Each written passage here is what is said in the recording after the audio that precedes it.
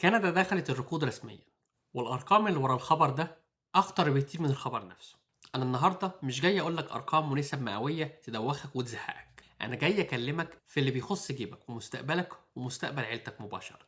سيبك بقى من كلام السياسيين المحفوظ ونشرات الأخبار المعقدة والتحليلات الجافة. لو أنت عايش حاليا في كندا وبتعافر كل يوم من الغلا وفواتير السكن، أو لو أنت بره كندا وبتخطط ومحتار تيجي ولا لأ، الفيديو ده هو دليل النجاة بتاعك.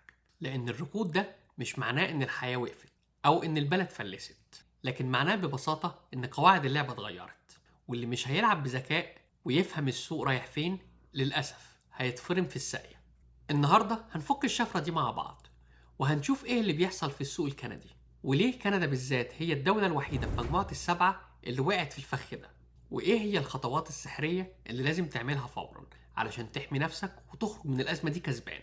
جهز كوباية الشاي أو القهوة بتاعتك وركز معايا جدا، لأن الكلام ده بفلوس. يلا بينا.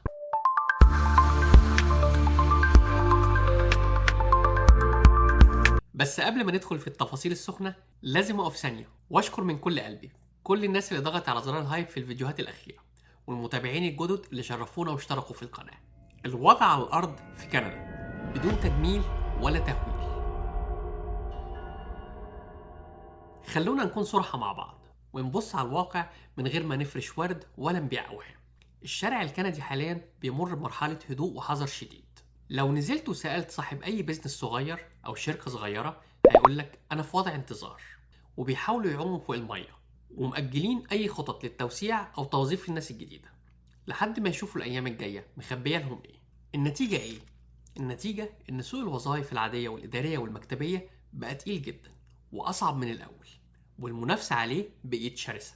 يعني لو وظيفة كان بيقدم عليها 50 واحد قبل كده، دلوقتي بيقدم عليها المئات. في نفس الوقت انت كمقيم عايش في البلد شايف وعارف ان اسعار الايجارات وصلت لارقام قياسية بسبب الضغط السكاني، وفواتير التدفئة والبنزين لسه عالية برضه.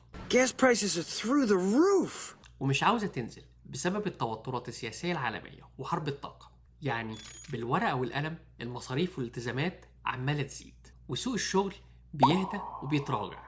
طب نعمل ايه؟ هل نقعد نندب حظنا ونقول كندا باظت؟ لا طبعا. الشاطر هو اللي بيعرف يتعامل مع الأزمة ويطلع منها بفوائد، وهنا بيجي دور الذكاء المالي. ثانيا، خطة النجاة الرباعية لحماية محفظتك.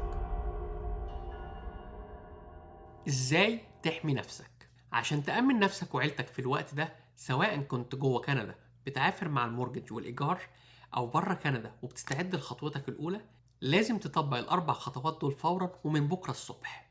الخطوة الأولى تجميد المصاريف غير الضرورية، The Soft Saving. ده مش وقت المنظرة ولا وقت المصاريف اللي ملهاش أي لازمة. افتح كشف حسابك البنكي وبص فيه بالملي. اي اشتراك جيم ما بتروحوش، تطبيق على الموبايل بتدفع له في الشهر وانت ناسيه، خروجات اكل بره بتتكرر كتير بدون داعي، وقفها فورا.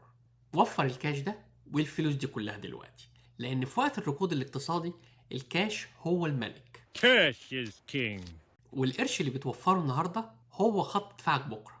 بناء حصن الامان الفعلي The Emergency Fund. اكبر غلطه قاتله ممكن يعملها اي حد عايش في كندا دلوقتي خصوصا مع الركود، انه يعيش من شيك لشيك، او زي ما بنسميها هنا paycheck to paycheck. يعني المرتب يجي يروح كله على الفواتير والبطاقات الائتمانيه، Your money is gone. ونستنى الشهر اللي بعده. لو ساعات شغلك قلت أو حصل أي ظرف طارئ في شركتك هتلاقي نفسك في الحيطة. لازم تبدأ تشيل على جنب في حساب منفصل مبلغ يكفيك مصاريف أساسية، إيجار، أكل، فواتير، من 3 ل 6 شهور قدام. ده مش رفاهية ولا توفير للمستقبل، ده حصن الأمان النفسي والمادي اللي هيخليك تنام مستريح ومش خايف من بكرة. اللعب في مناطق الأمان. سوق العمل الذكي. الركود الاقتصادي ده مش معناه إن البلد ماتت. الركود مش ضارب كل القطاعات بنفس القوة. لو بتدور على شغل دلوقتي أو بتفكر كواحد جديد تدرس إيه وتدخل مجال إيه، ابعد عن المجالات اللي فيها زحمة وركز على قطاعات العجز الهيكلي المستمر. كندا مستحيل تستغنى عن قطاع الرعاية الصحية والتمريض، مستحيل تستغنى عن المهن اليدوية والفنية، التريدز، زي السباكة، الكهرباء، وميكانيكة المعدات، ومستحيل توقف قطاع الأمان السيبراني والتكنولوجيا. الأماكن دي لسه بتوظف وبتدفع رواتب ممتازة جدا، لأن الطلب عليها دايما أعلى من المعروض حتى في عز الأزمات. تنويع مصادر الدخل. The side hustle. الاعتماد على وظيفة واحدة ومصدر دخل واحد في كندا دلوقتي بقى مخاطره كبيرة. فكر في مهاراتك، هل تقدر تعمل فريلانس أونلاين؟ هل تقدر تشتغل كونتراكت جانبي في الويك اند؟ هل عندك عربية تقدر تستغلها بساعات مرنة؟ أي 100 أو 200 دولار زيادة بتدخل محفظتك كل أسبوع بتمثل خط دفاع جديد وقوي ليك ولعيلتك ضد الغلا، بقعة الضوء اللي الإعلام مخبيها عنك. الحقيقة الكاملة ورا الأخبار. طيب هل الصورة سودة وضلمة خالص ومفيش أي أمل؟ الإجابة بكل صراحة لأ طبعا. في حاجات كتير بتحصل في الكواليس دلوقتي، بس الإعلام بيحب يركز على العناوين المرعبة علشان المشاهدات وبس. أول حاجة أسعار الفايدة والمورجج. البنك المركزي الكندي لما بيلاقي الاقتصاد بيمر بركود وتباطؤ بيضطر غصب عنه وبأسرع وقت إنه ينزل أسعار الفايدة علشان يضخ الروح في السوق ويشجع الناس والشركات تشتري وتستثمر.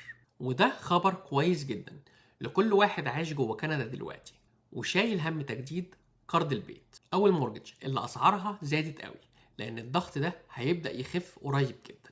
ثانيا التعافي بدأ بالفعل على أرض الواقع.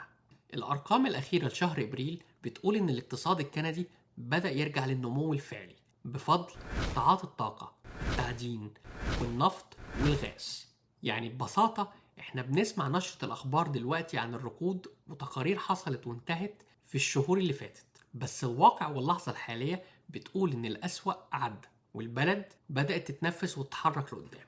Are you sure? ثالثا استقرار أسعار السكن. الركود مع الهدوء الحالي في أعداد المهاجرين هيبدأ يخلي أسعار الإيجارات العالية تستقر أو حتى تنزل شوية في بعض المدن والمناطق.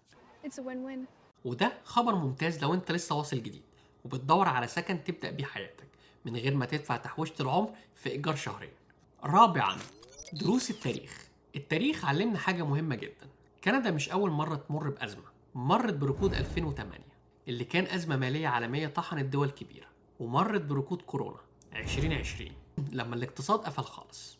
وفي المرتين دول الناس اللي خافت واتجمدت واستسلمت أو قررت تصفي كل حاجة وترجع لورا هي اللي خسرت. أما الناس اللي فهمت قواعد اللعبة هدت، وفرت كاش وطورت مهارتها واستغلت وقت الهدوء ده علشان تستعد، هي نفس الناس اللي عملت قفزات ضخمة وعملت ثروات أول ما الاقتصاد رجع وفتح وقام على رجليه من تاني. كندا دولة قوية، نظامها المالي من الأقوى في العالم، وهتعدي الأزمة دي وتخرج منها زي ما عدت من غيرها. الدور والباقي عليك انت. هل هتستغل وقت الهدوء ده بذكاء وتخطيط ولا هتسيب الخوف يسيطر عليك؟